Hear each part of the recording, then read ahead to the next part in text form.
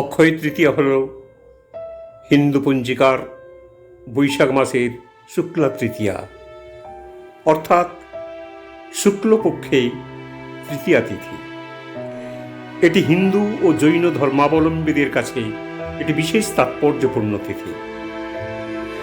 এই শুভ দিনে বিষ্ণুর ষষ্ঠ অবতার পরশুরাম জন্মগ্রহণ করেছিলেন। এই জন্য এই দিনটি পরশুরাম জয়ন্তী হিসেবেও পালন করা হয়। এই দিনে সত্যযুগ শেষ হয়ে ত্রেতা যুগের সূচনা হয়। বেদব্যাস ও গণেশ এই দিনে মহাভারত রচনা করেছিলেন। এই দিনে রাজা ভগীরথ গঙ্গা দেবীকে মর্তে নিয়ে এসেছিলেন। এই দিনই কুবেরের তপস্যায় তুষ্ট হয়ে মহাদেব তাকে অতুল ঐশ্বর্য প্রদান করেছিলেন। কুবেরের এই দিন লক্ষ্মী লাভ হয়েছিল বলেই এই দিন বৈভব লক্ষ্মী পূজাও করা হয়। কারা অক্ষয় তৃতীয়া পালন করেন? হিন্দু ও জৈন ধর্মাবলম্বী মানুষরাই অক্ষয় তৃতীয়া পালন করে থেকে থাকেন। অক্ষয় তৃতীয়া আমরা কিভাবে উদযাপন করব? প্রার্থনা, আখের রস বিতরণ, উৎসব এবং দান দ্বারা আমরা অক্ষয় তৃতীয়া উদযাপন করব। চলুন এবার আমরা জেনে নেই অক্ষয় তৃতীয়া কবে পড়েছে। 2024 10ই মে শুক্রবার পড়েছে এবছরের অক্ষয় তৃতীয়া। 1431 বঙ্গাব্দের 27 বৈশাখ অক্ষয় তৃতীয়া শুরু হচ্ছে 10ই মে ভোর 4:10 এবং শেষ হচ্ছে 11ই মে রাত্রি 3টের সময়। এবার জেনে নেব অক্ষয় তৃতীয়ার তাৎপর্য কি। অক্ষয় তৃতীয়া বাঙালিদের জীবনে কতখানি পরিবর্তন ঘটিয়েছে সেটা এই দিনে শুভ কাজ করার মধ্য দিয়েই বোঝা যায়। কেননা বিশ্বাস অনুসারে অক্ষয় তৃতীয়ার দিন যদি ভালোভাবে কোনো ভালো কাজে সিদ্ধান্ত নেওয়া যায় তাহলে সেটা অক্ষয় হয়ে থাকে। এই অক্ষয় তৃতীয়ার দিন স্নানের পর ব্রাহ্মণকে কিছু দান করলে সেটা অক্ষয় পূর্ণ অর্জন করা যায় বলেই মনে করা হয়। এই ধারণা থেকে অনেক কৃপণ মানুষও মুক্ত হস্তে দান করে থাকেন। এছাড়াও শুভ দিন এবং শুভ কাজ এই দুই মিলে বর্তমানে সোনা কেনার রেওয়াজও এতটাই বেড়ে গিয়েছে যা চোখে পড়বার মতো।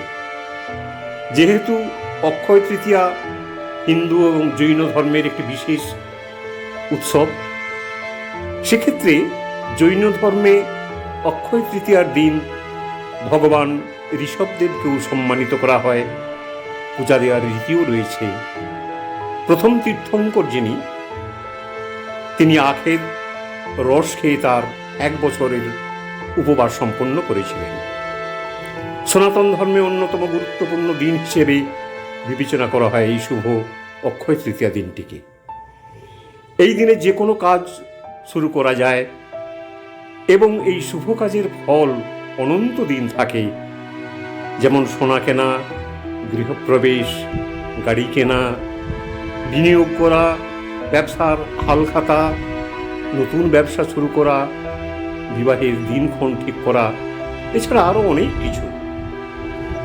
ধনতেরাসের মতো অক্ষয় তৃতীয়া দিনও সোনা ক্রয় করলে মা লক্ষ্মীর কৃপা লাভ করা যায়।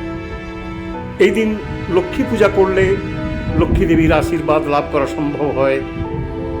অক্ষয় তৃতীয়ায় মা লক্ষ্মীর পূজা করলে সংসারের সুখ শান্তি ও সমৃদ্ধি বৃদ্ধি পায়। প্রচলিত বিশ্বাস অনুযায়ী অক্ষয় তৃতীয়ার দিন আপনি যে কাজে হাত দেবেন তাতেই সাফল্য লাভ করবেন। অক্ষয় তৃতীয়ার দিনটি বিশেষ ধর্মীয় মাহাত্ম্য রয়েছে। এই দিনটিকে যুগাধি তিথিও বলা যায়। অক্ষয় তৃতীয়ার দিন থেকে মনে করা হয় নতুন যুগের সূচনা করা হলো। সত্য যুগের শেষ, ত্রেতা যুগের শুরু হয়েছিল এখানে থেকে।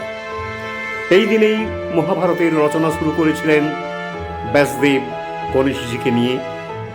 পৌরাণিক বিশ্বাস অনুসারে শ্রী বিষ্ণুর অন্যতম ষষ্ঠ অবতার পরশুরাম অক্ষয় তৃতীয়ার দিন জন্মগ্রহণ করেছিলেন। আবার মহাভারতে উল্লেখ আছে যে অক্ষয় তৃতীয়া তিথিতেই যুধিষ্ঠিরকে অক্ষয় পাত্র দান করেছিলেন শ্রীকৃষ্ণ। এই অক্ষয় পাত্রের খাবার কখনোই ফুরায় না। এই অক্ষয় পাত্র থেকে যুধিষ্ঠির গরিবদের খাবার বিতরণ করতেন। অক্ষয় তৃতীয়ার দিনে রাজা ভগীরথ গঙ্গা দেবীকে মর্তে অবতরণ করিয়েছিলেন। এই দিনের এত মাহাত্ম্য রয়েছে বলেই অক্ষয় তৃতীয়ায় যে কোনো শুভ কাজ করলে তা অক্ষয় ফল লাভ করা সম্ভব হয়। অক্ষয় তৃতীয়ার দিন আপনারা কিছু না কিছু ভালো কাজ বা দান ধ্যান করে দেখুন। এতে আপনার পরিবারের এবং আপনার উপর ঈশ্বরের আশীর্বাদ বর্ষিত হবে। অক্ষয় তৃতীয়া দিনে আজকের ভিডিও আমাদের এইটুকুই। ভিডিওটি যদি ভালো লেগে থাকে তাহলে আমাদের চ্যানেলটি সাবস্ক্রাইব করে নিন, পাশে থাকা বেল আইকনটিও দাবিয়ে দিন, একটি লাইকও করবেন। ধন্যবাদ, ভালো থাকবেন সবাই।